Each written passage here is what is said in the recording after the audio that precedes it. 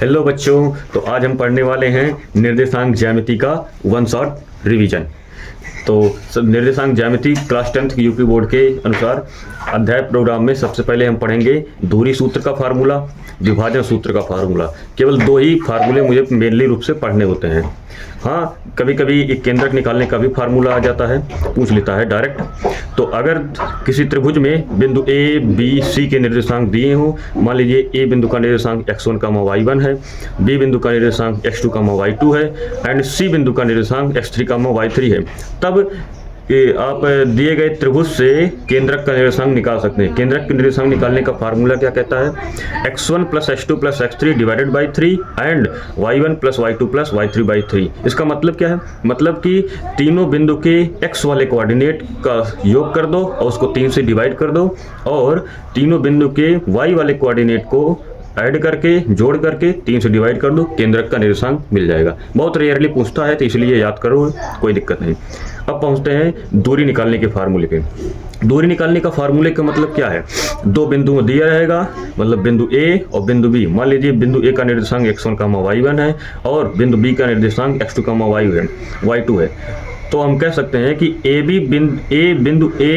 बिंदु बी के बीच की जो दूरी होगा, बिंदु ए और बी बीच की दूरी ए बी बराबर क्या होता है? अंडर रूट के अंदर x2 - x1 का whole square plus y2 - y1 का होल स्क्वायर।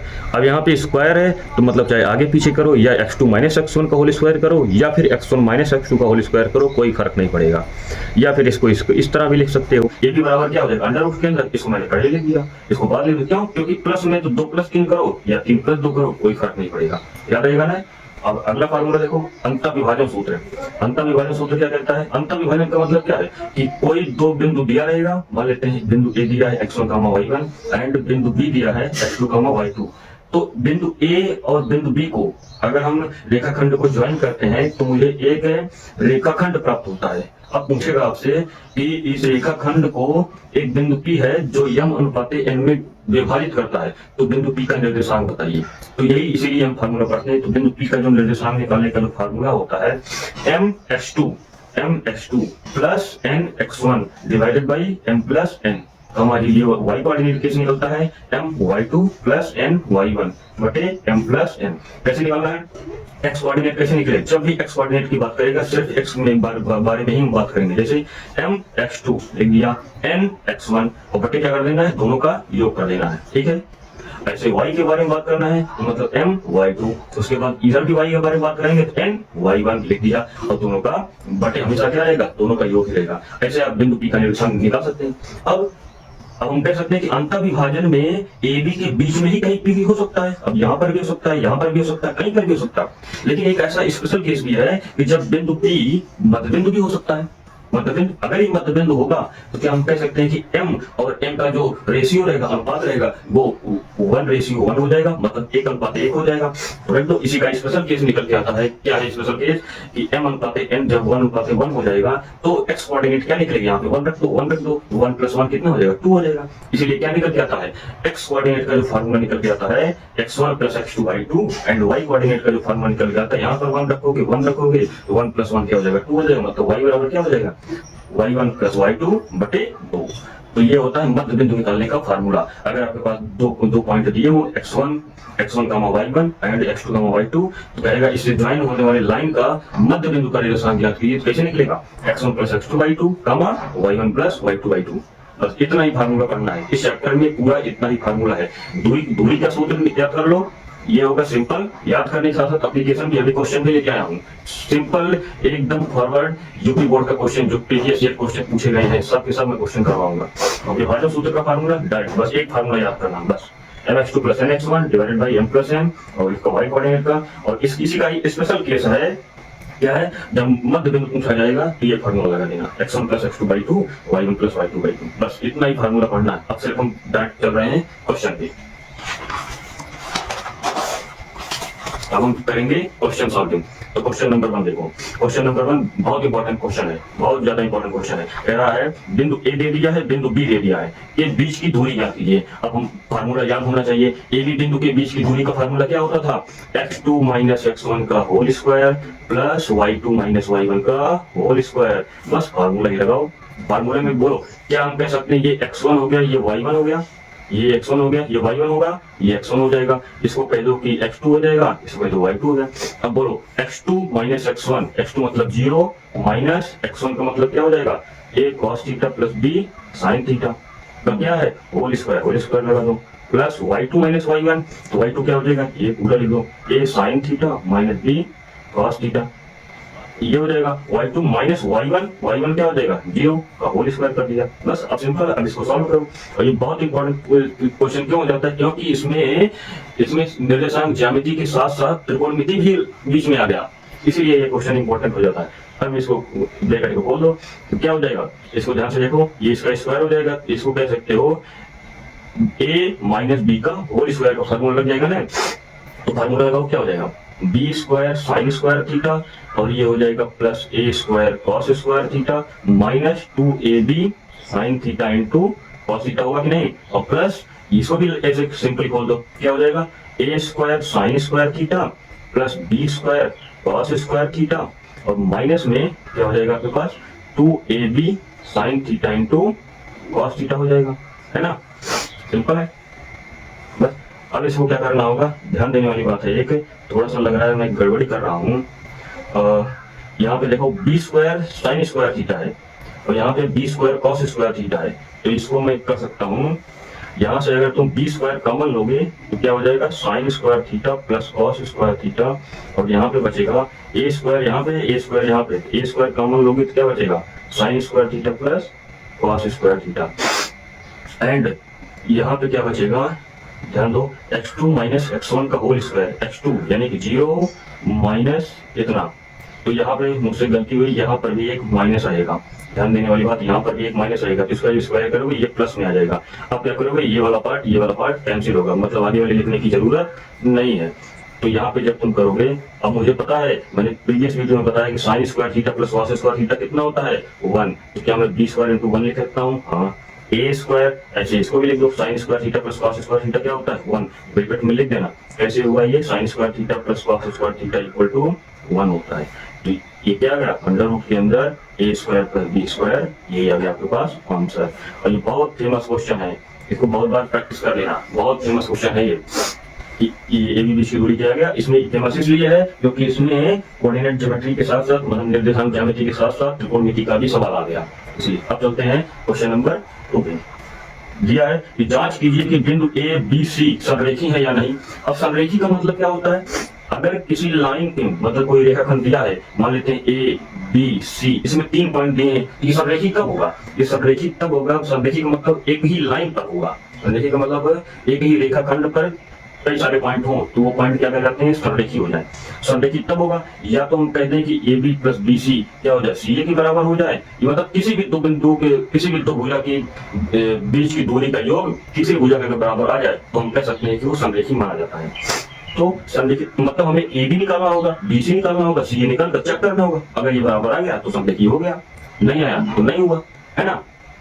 तो सिंपल हम काम करेंगे, पहले हम क्या निकालेंगे ए बी का मतलब बिंदु ए और बी बीच के दूरी, तो ए और बी के बीच की दूरी क्या निकालोगे x2 माइनस x1 का होल स्क्वायर मतलब 2 माइनस 1 का whole square plus y2 minus y1 का होल स्क्वायर कर दो, सिंपल आ जाएगा। बोलो ए बी क्या आ जाएगा, ए बी आ जाएगा 2 माइनस 1 का स्क्वायर 1, 3 में से 5 गया माइनस 2 का स्क्वायर करोगे तो 4 आएगा। क्या हम सिंपली कह सकते हैं ए बी बराबर अंडर रूट 5 आ गया, ठीक है, ए बी मिल गया। बी सी निकालो, बी सी क्या निकलेगा अंडर रूट के अंदर x2 माइनस x1 का होल स्क्वायर माइनस 2 का whole square plus y2 minus y1 का होल स्क्वायर मतलब -11 माइनस 3 का होल स्क्वायर, सही है ना। अभी तक सब ठीक चल रहा है। तो BC बराबर हम क्या कर सकते हैं -2 माइनस 4 का स्क्वायर 16, 11 3 14 का स्क्वायर 196। इसको जब सॉल्व करोगे तो कितना आ जाएगा आपके पास 256 आ जाएगा। ऐसे ही BC भी निकल गया, CA निकालो, CA बिंदु बीच की दूरी कैसे निकलेगा, CA ये है x2 माइनस x1 का होल स्क्वायर को x2 यानी कि -2 माइनस 1 का होल स्क्वायर प्लस y2 मतलब -11 माइनस 5 का होल स्क्वायर। इसको जब तुम सॉल्व करोगे तो आगे क्या आ जाएगा -2 माइनस 1 ये क्या आ जाएगा आपके पास -3 का स्क्वायर 9, 11 माइनस 5 ये हो जाएगा -16, -11 माइनस 5 -16 का वर्ग क्या हो जाएगा आपके पास 256। तो इसको जब तुम सॉल्व करोगे x2 माइनस x1 सी ए के बीच की दूरी निकाल रहे हो तो -2 -1 दैट इज -3 का स्क्वायर 9 -11 -5 -16 16 के 256। इसको जब तुम सॉल्व करो क्या आ जाएगा 9 6 15 5 1 6 2 यानी क्या आ गया 265। अब देखो सबसे बड़ा दूरी क्या दिख रहा है, क्या मुझे दिख रहा है कि सबसे बड़ी भुजा सी ए है, लेकिन जब तुम इसको सॉल्व करोगे तो C A is equal to A B plus B C जब सॉल्व करोगे तो ये नॉट इक्वल नहीं आएगा। इसलिए हम कह सकते क्योंकि अगर ये इक्वल आता तो संरेखी होता, लेकिन तो इक्वल तो आया नहीं, तो इसलिए हम कह देंगे कि ये संरेखी नहीं है। मतलब ये जो तीनों पॉइंट है ये संरेखी नहीं है, बस इसको कह दो संरेखी नहीं। आगे क्वेश्चन नंबर 3 देखते हैं। अब हम देखेंगे क्वेश्चन नंबर 3। क्वेश्चन नंबर 3 क्या कहता है, ध्यान से देखिएगा। क्वेश्चन नंबर 3 मुझे कह रहा है कि एक्स अक्ष पर वह बिंदु ज्ञात कीजिए जो बिंदु इतना इतना और इतने से समदूरस्थ हो। सबसे पहले ध्यान दो इस बात पे, एक्स अक्ष पर वह बिंदु, तो हम मान लेंगे माना एक्स अक्ष पर ये सॉल्यूशन में है, ये सॉल्यूशन में है, माना एक्स अक्ष पर बिंदु का निर्देशांक क्या है, बिंदु का निर्देशांक, और मैंने बिंदु का नाम क्या ले लिया, मान लेते हैं बिंदु का नाम P ले लिया। तो एक्स अक्ष पर है तो ध्यान देना एक्स अक्ष पर केवल एक्स कोऑर्डिनेट ही रहेगा। तो एक्स अक्ष पर बिंदु क्या रहता है, x, 0 ही तो रहता है। तो x, 0। अब बिंदु A का निर्देशांक क्या दिया है -2, 3। बिंदु B का निर्देशांक क्या दिया है 5, 4। अब वो कह रहा है समदूरस्थ। ध्यान दो समदूरस्थ का मतलब क्या होता है, समान दूरी का हो। समदूरस्थ मतलब समान दूरी का हो। क्या मैं कह सकता हूँ बिंदु P A से भी समान दूरी पर है, B से भी समान दूरी पे, मतलब मैं कह सकता हूँ क्या PA बराबर PB होगा। हाँ P से लेके A तक का डिस्टेंस जितना होगा वही P से लेके B तक का डिस्टेंस होगा। तो जब PA बराबर PB तुमने लिख दिया, मतलब हम कह सकते दोनों तरफ स्क्वायर कर दो। क्या लिखो, दोनों तरफ वर्ग करने पर वर्ग कर दो। वर्ग करोगे तो क्या हो जाएगा PA स्क्वायर बराबर PB स्क्वायर। अब PA स्क्वायर तुमने पढ़ा है कि डिस्टेंस फार्मूला से, दूरी वाले फार्मूला से PA क्या निकले PA, तो x2 - x1 का होल स्क्वायर, मतलब x + 2 का whole square plus y2 - y1 का होल स्क्वायर, मतलब 0 - 3 का होल स्क्वायर, मतलब 9 हो जाएगा। ये क्या हो जाएगा, अभी आपके पास निकल रहा है क्या, अंडर रूट लगाए हैं ना, तो यहाँ पर भी अंडर रूट लगा के ही चलो। इधर हो जाएगा अंडर रूट, PB निकालो। PB निकालोगे तो x2 - x1 का होल स्क्वायर, मतलब x - 5 का होल स्क्वायर, और 4 - 0 का होल स्क्वायर, मतलब 16। दोनों तरफ वर्ग कर दो, ब्रैकेट में लिख देना वर्ग करने पर, दोनों तरफ वर्ग करने पर मैंने वर्ग कर दिया तो क्या निकलेगा, तो x स्क्वायर प्लस 2 दूना 4, 2 दूना 4x प्लस 9 बराबर क्या हो जाएगा x स्क्वायर 25, 2 पंचे 10x plus 16। x square cancel हो गया, इधर 4x और 10, 4 10 क्या हो जाएगा 14x, इधर हो जाएगा 9 4 13, और इधर हो जाएगा 25 प्लस 16 माइनस का 13, 9 4 13 खत्म हो जाएगा, 25 से 16 ऐड कर देंगे तो 14x बराबर क्या हो जाएगा 6 5 11, 2 1 3 1 4 माइनस 13, ये हो जाएगा 11 में से 3 गया 8, और ये बचेगा 3 में से 1 गया 2, मतलब x बराबर क्या आ गया, x बराबर आ जाएगा 28/14 यानी कि 2 आ जाएगा। इसको कट करोगे x बराबर क्या आ गया 2 आ गया। अर्थात हम कह सकते हैं कि बिंदु P का जो निर्देशांक क्या निकला, बिंदु P का निर्देशांक क्या निकल के आया, बिंदु P का निर्देशांक जो रहेगा आपके पास, हमने क्या माना था x, 0, मतलब x क्या आ गया 2, मतलब हम कह सकते हैं बिंदु P का निर्देशांक क्या होगा x, 0 होगा। ये मेरा फाइनल आंसर हो गया, ठीक है ना। नेक्स्ट क्वेश्चन, क्वेश्चन नंबर 4 देखो, सब इंपॉर्टेंट क्वेश्चन है। सिद्ध कीजिए कि बिंदु A B C D समांतर चतुर्भुज के शीर्ष हैं। तो सिद्ध करना है मतलब पहले हम समांतर चतुर्भुज बना लेते हैं। हमने बना लिया एक समांतर चतुर्भुज, समांतर चतुर्भुज मान लेते हैं। ये एक पॉइंट A है 4,3, B है 6,4, C पॉइंट है 5,-6 एंड D पॉइंट है -3,5। अगर मुझे सिद्ध करना है ये A B C D समांतर चतुर्भुज के शीर्ष हैं, मतलब मुझे क्या सिद्ध करना है, मतलब मैं अगर AB बराबर CD दिखा दिया, ये भुजा इसके बराबर हो जाए और उसके संगत BC AD के बराबर हो जाए, तो क्या मैं इन दोनों बातों से कह सकता हूँ कि ये समांतर चतुर्भुज हो जाएगा। हाँ बिल्कुल। अब कोई कहेगा कि अगर ये समूह भुजा बराबर है तो आयत भी सकता है। हाँ क्यों नहीं, आयत हो सकता है, लेकिन आयत भी तो एक समांतर चतुर्भुज ही तो है, इसीलिए ये कंडीशन दिखा दो बस सफिशिएंट है। इससे ज्यादा कुछ नहीं लिखाना, मतलब मुझे AB निकालना है, BC निकालना है, CD DE, बस ये निकाल के देखो। अगर ये बराबर आ गया तो मतलब समांतर चतुर्भुज हो गया। तो मैं निकालूंगा सबसे पहले AB। AB कैसे निकलेगा, A और B के बीच का दूरी x2 - x1 का होल स्क्वायर, x2 - x1 मतलब 6 - 4 का होल स्क्वायर, 6 - 4 का whole square plus y2 - y1 का होल स्क्वायर, मतलब 4 - 3 का होल स्क्वायर। इसको जब सॉल्व करो क्या गया 6 में से 4 गया 2, 2 का स्क्वायर 4, 4 में 3 गया 1 का स्क्वायर 1, मतलब इसको जब सॉल्व करोगे क्या आएगा, ये अंडर रूट इतना बड़ा मतलब हो क्या जाएगा रूट 5। ऐसे निकालो क्या तुम सी डी निकालो, ध्यान देना सी डी निकालना है, सी of D x2 minus x1 का होल स्क्वायर मतलब -3 - 5 का whole square plus y2 minus y1 का होल स्क्वायर, ये हो जाएगा। इसको जब तुम सॉल्व करो क्या आएगा -3 - 5 8, 8 का स्क्वायर 64, 6 5 11, 11 का स्क्वायर 121। इसको जब तुम सॉल्व करो क्या आएगा 4 1 5 6 2 8 1, इतना आ गया। एक बात ध्यान देना, यहाँ पे थोड़ा गड़बड़ हो रहा है। गड़बड़ इसलिए हो रहा है, मुझे सिद्ध करना है कि बिंदु ए बी सी डी समांतर चतुर्भुज के शीर्ष हैं। एक पॉइंट है 4,3, बी पॉइंट है 6,4, सी पॉइंट है 5,-6, डी पॉइंट है -3,5। ए बी बराबर सी डी सिद्ध करना है। ए बी मैंने निकाला 6 - 4 यानी कि 2 का स्क्वायर दैट इज 4 और y2 माइनस y1 का होल स्क्वायर 5 आया, ठीक है। और सी डी जब निकालने चल रहे हैं सी ओ डी तो x2 माइनस x1 का होल स्क्वायर यानी कि 8 8 64 और 6 6 5 11 का डिवीजन 121।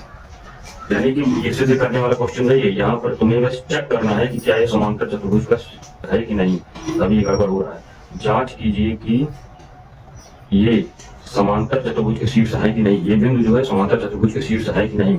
अब देखो यहाँ पे ए बी क्या आया √5 आ गया, सी डी क्या आया √185 आ गया, पहले ही गड़बड़ हो गया। ए बी क्या सी डी के बराबर है, देखो यहाँ पे √5 है, यहाँ पे √185 है, ए बी सी डी के बराबर ही नहीं है, मतलब आगे हमें चेक करने की जरूरत ही नहीं है। अतः हम कह देंगे कि ये बिंदु क्या है, ये बिंदु समांतर चतुर्भुज के शीर्ष नहीं है, समांतर चतुर्भुज के शीर्ष नहीं है, समांतर चतुर्भुज ये शीर्ष नहीं है। बस कह दो हमारा क्वेश्चन हो गया, ये शीर्ष नहीं है।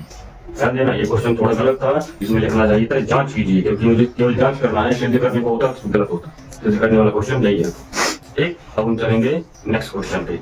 नेक्स्ट क्वेश्चन मतलब क्वेश्चन नंबर 5। क्वेश्चन नंबर 5 क्या बोलता है, ये देखो क्वेश्चन नंबर 5 क्या कह रहा है, उस बिंदु का निर्देशांक ज्ञात कीजिए जो बिंदु इतना 1,7 और मान लेते हैं इसका नाम ए है, इसका नाम बी है, 1,7 और बी 4,3 को जोड़ने वाले रेखाखंड को 2:3 में अंतर विभाजित करता है। अब अंतर विभाजन वाला फार्मूला आ गया, ध्यान दो क्या ये 2:3 दिया है, मतलब मुझे पता चल गया कि m/n क्या है 2:3 है, पता लग गया। और ए पॉइंट का निर्देशांक क्या दिया है 1,7, ठीक है।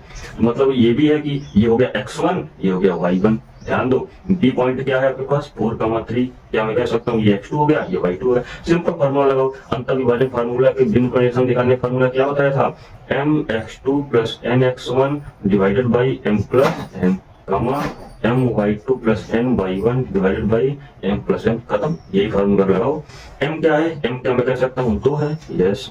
x2 हो गया 4 प्लस n का मतलब कितना है 3, x1 का मतलब 1 और डिवाइड में हमेशा क्या जाएगा m + n मतलब 5।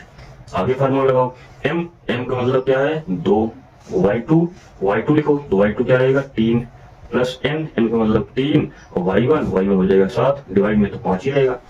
बस तो ई पॉइंट का निर्देशांक आ गया, ये देखो 2 × 8 और प्लस 3 डिवाइडेड बाई 5 और 3 × 5 प्लस 7 21/5। तो यहाँ से लिखोगे तो पी बिंदु का निर्देशांक क्या निकल के आया, पी बिंदु का निर्देशांक जो निकल के आया, बस यही फाइनल आंसर है। और यही 4 नंबर 6 नंबर में पूछ लेगा आपसे 8 × 11 11/5 21 5 26/5, यही है आपके पास आंसर।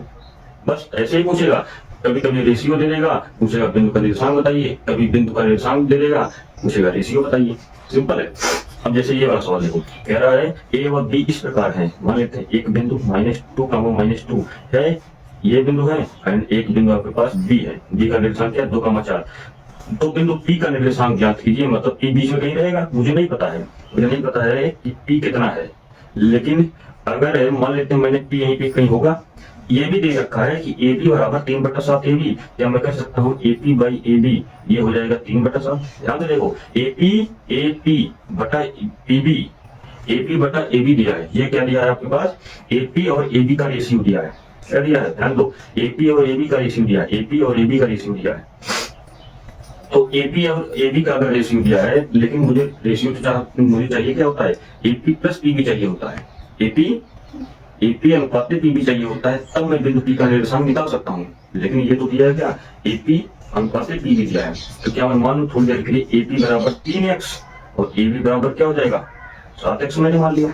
एक बात और ध्यान दो, क्या मैं लिख सकता हूँ ए बी बराबर A P plus T B, हाँ, क्योंकि मुझे क्या निकालना है मुझे निकालना है एपी मालूम है, पीबी तो नहीं मालूम है। अब एबी की वैल्यू मुझे मालूम है 7x बराबर एपी की वैल्यू मालूम है 3x और प्लस पीबी निकालना है। ध्यान दो यहाँ से क्या निकलेगा, क्या मैं निकाल सकता हूँ पीबी बराबर 7 - 3 यानी कि 4x निकल जाएगा। अब देखो तुम्हें पीबी भी मिल चुका है और एपी तो पहले से पता था। क्या अब मैं यहाँ से बोल सकता हूँ कि एपी बटा पीबी ये क्या हो जाएगा, एपी क्या था 3x और पीबी क्या था आपके पास 4x। मैं तुरंत कह दूंगा कि x से x कैंसिल, मतलब मुझे पता लग गया कि एपी अनुपात पीबी क्या आ गया 3:4, मतलब ये 3 रहेगा ये 4 रहेगा। यही तो m है, यही तो n है। अब सिंपल बिंदु P का निर्देशांक का फार्मूला लगाओ, क्या होगा mx2 प्लस nx1 बटा m प्लस n और x को अभी तो x का कोऑर्डिनेट है ना। अब लगाओगे अगला formula my2 plus ny1 divided by m plus n।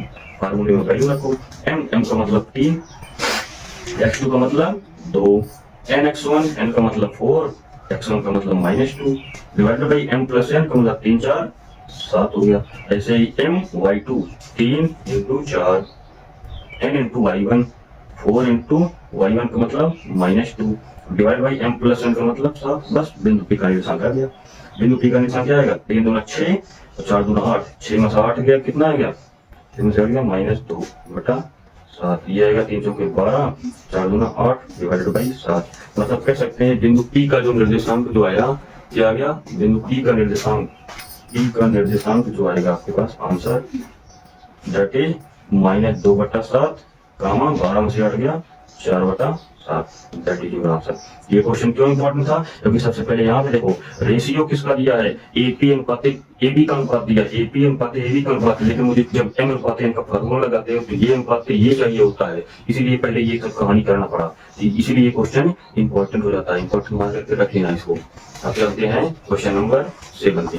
Question number 7 क्या कहता है, क्या है बिंदु P और Q का निर्देशांक ज्ञात कीजिए जो बिंदु इतना A और B को समत्रिभाजित करता है। तुरंत सबसे पहले चित्र बनाओ। A पॉइंट का निर्देशांक दिया है 2, -2 एंड B पॉइंट का निर्देशांक दिया है -7, 4।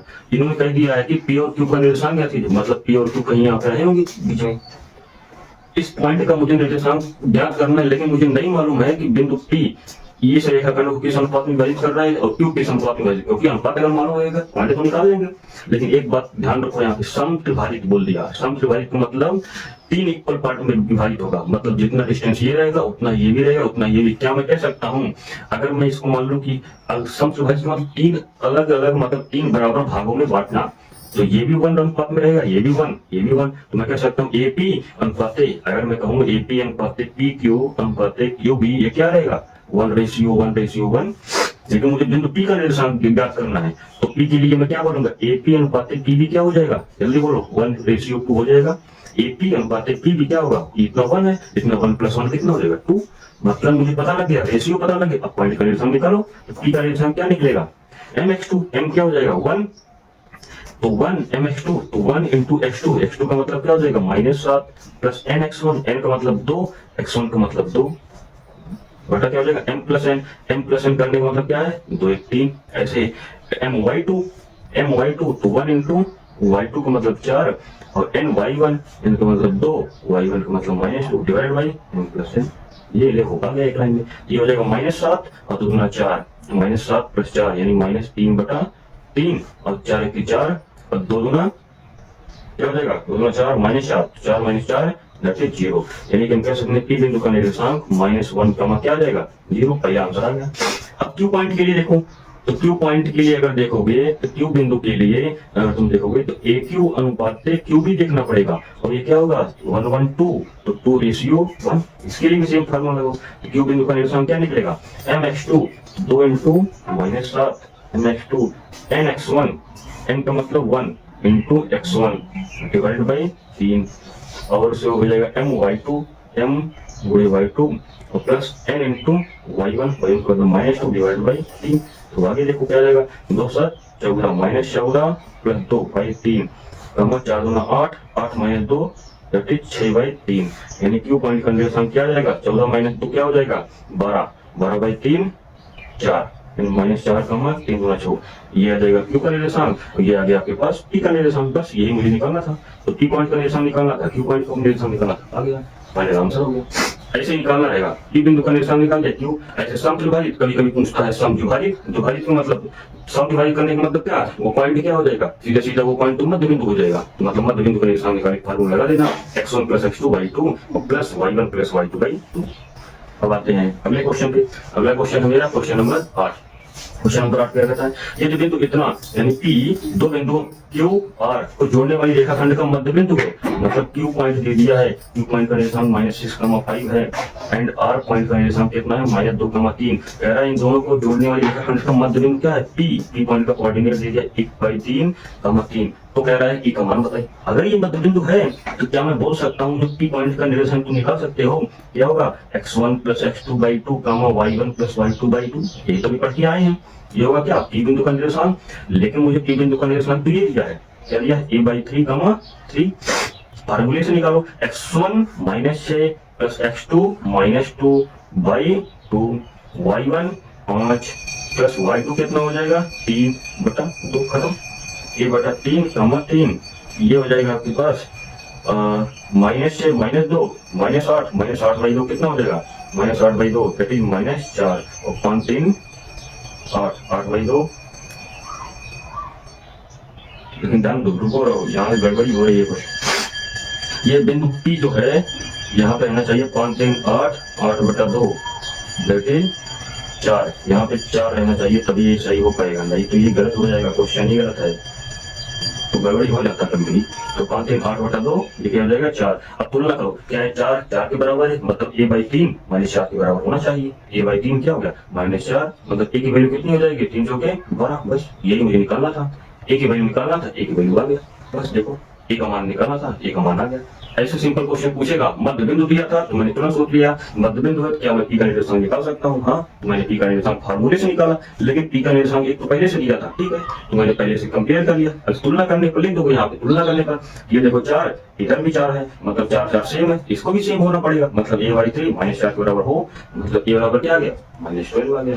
अब चलते हैं अगले क्वेश्चन पे, क्वेश्चन नंबर 9। क्वेश्चन नंबर 9 क्या कहता है, बहुत इंपॉर्टेंट क्वेश्चन है। कहता है बिंदु A का निर्देशांक ज्ञात कीजिए, AB जो है वृत्त का व्यास है। अगर ये व्यास है तो पहले एक वृत्त बनाओ, मैंने वृत्त बना लिया। बिंदु O है, AB वृत्त का व्यास है, ठीक है। कह रहा है वृत्त के केंद्र का निर्देशांक दे दिया है 2, और B पॉइंट का निर्देशांक भी दे दिया है। तो तुम्हें निकालना क्या है, A बिंदु का निर्देशांक निकालना है, बिंदु A का निर्देशांक ज्ञात करना है। तो मैंने मान लिया कि A बिंदु का निर्देशांक x, y होगा। अब एक बात और ध्यान दो, क्या मैं कह सकता हूँ रेखाखंड यानी कि रेखाखंड जो कि AB है उसका मध्य बिंदु, क्या मैं कह सकता हूँ इसका मध्य बिंदु O होगा। हाँ, उसका मध्य बिंदु O होगा। अगर बिंदु O मध्य बिंदु है तो O का निर्देशांक बताओ, O का निर्देशांक क्या होगा, O का निर्देशांक क्या होगा, O पॉइंट का निर्देशांक दिया तो है, लेकिन फार्मूले के हिसाब से बताओ क्या होना चाहिए। तो x1 + x2/2 मतलब x + 1/2 और y + 4/2 होना चाहिए। लेकिन मुझे O का निर्देशांक तो 2, -3 दिया है, 2, -3 दिया है, मतलब ये वाला x वाला कोऑर्डिनेट इसके x कोऑर्डिनेट के बराबर होना चाहिए। मतलब हम कह सकता हूँ कि x + 1/2 क्या हो जाएगा, 2 के बराबर, और y + 4/2 क्या होगा, -3 के बराबर। मतलब कह सकते हैं कि x बराबर क्या होगा, 2 दूना 4 में से 1 गया 3, और y बराबर क्या हो जाएगा आपके पास, 2 3 6 -4 यानी कि -10। अतः हम कह सकते हैं कि बिंदु A का निर्देशांक क्या होगा, बिंदु A का निर्देशांक दैट इज इक्वल टू, बिंदु A का निर्देशांक क्या होगा, x, y, यानी कह सकते हैं 3, -10, यही होगा फाइनल आंसर। अब ये 6 नंबर से कम क्वेश्चन नहीं आएगा, तो इसीलिए ये सब क्वेश्चन रिपीट होते रहते हैं, हर साल रिपीट होते हैं। अब नेक्स्ट क्वेश्चन का क्वेश्चन नंबर 10, ये भी बहुत ज्यादा इंपॉर्टेंट क्वेश्चन है। वह अनुपात क्या कीजिए जिसे YH, ध्यान देना, YH बिंदुओं 5, 6 और 1, 4, पहले 5, 6 मैंने बना लिया, मान लेते हैं इसका नाम A है और इसका नाम B है, इसका कोऑर्डिनेट दे दिया आपके पास 1, 4 को जोड़ने वाले रेखाखंड को कौन विभाजित कर रहा है, YH विभाजित कर रहा है। अगर YH विभाजित कर रहा है तो क्या मैं बोल दूं YH पर कोई भी पॉइंट होगा उसका कोऑर्डिनेट क्या 0, y होगा। परेशान हो, x वाला कोऑर्डिनेट हमेशा 0 होगा, 0, y होगा। विभाजन बिंदु का निर्देशांक भी ज्ञात करना है और कह रहा है अनुपात भी ज्ञात करना है। मुझे अनुपात नहीं मालूम है, क्या मैं कह दूं, मान लिया कि मैंने अनुपात क्या है, अनुपात है, अनुपात ही तो निकालना है। अब बोलो बिंदु P का निर्देशांक बोलो, बिंदु P का निर्देशांक निकालो, बिंदु P का निर्देशांक निकालो, बिंदु P का निर्देशांक निकालो। और बिंदु P का निर्देशांक कौन सा निकालूंगा, x कोऑर्डिनेट का निकालूंगा। तो बिंदु मैं लिखूंगा यहाँ पे बिंदु P का x निर्देशांक क्या होगा, mx2 plus nx1 divided by क्या होगा, m प्लस n। तो m को माने m ही रहेगा, x2 का मतलब क्या हो जाएगा 1 n इंटू x1 का मतलब कितना हो जाएगा 5 divided by m plus n। और ये किसके बराबर होगा, इसके x कोऑर्डिनेट की, मतलब 0 निकालो यहाँ से। तो m प्लस 5n बराबर क्या हो जाएगा, m प्लस 5n बराबर हो जाएगा 0। मतलब कह सकता हूँ m बराबर 5n। लेकिन एक बात और है कि m बाई n निकालोगे, m बाई n कितना हो जाएगा -5/1। यानी अगर ये नेगेटिव आ गया मतलब रेशियो नेगेटिव आ गया, मतलब ये जो पॉइंट है, ये जो y अक्ष विभाजित कर रहा है, ये बाहर विभाजित करेगा। कैसा विभाजित करेगा, बाहर विभाजित करेगा। अतः हम कह सकते हैं कि m रेशियो n कितना आया 5:1। माइनस क्यों हटा दिया, माइनस ये बताता है कि ये जो विभाजन हो रहा है ये बाह्य विभाजन होगा, ये अंतर विभाजन नहीं होगा। मैंने चित्र तो अंतर विभाजन को मान के बनाया, मुझे नहीं पता था कि कैसा विभाजन होगा। मैं तो माइनस साइन आने के बाद बता रहा हूँ कि लेकिन बाई विभाजन आपके सिलेबस में नहीं है, लेकिन क्वेश्चन आ गया तो क्या करें। तो m बाई n का रेशियो कितना आ गया 5:1। लेकिन कैसा विभाजन है ये, बाह्य विभाजन। लिखना पड़ेगा बाह्य विभाजन, बस यही फाइनल आंसर होगा, इससे ज्यादा नहीं पढ़ना होगा, यही फाइनल आंसर हो गया।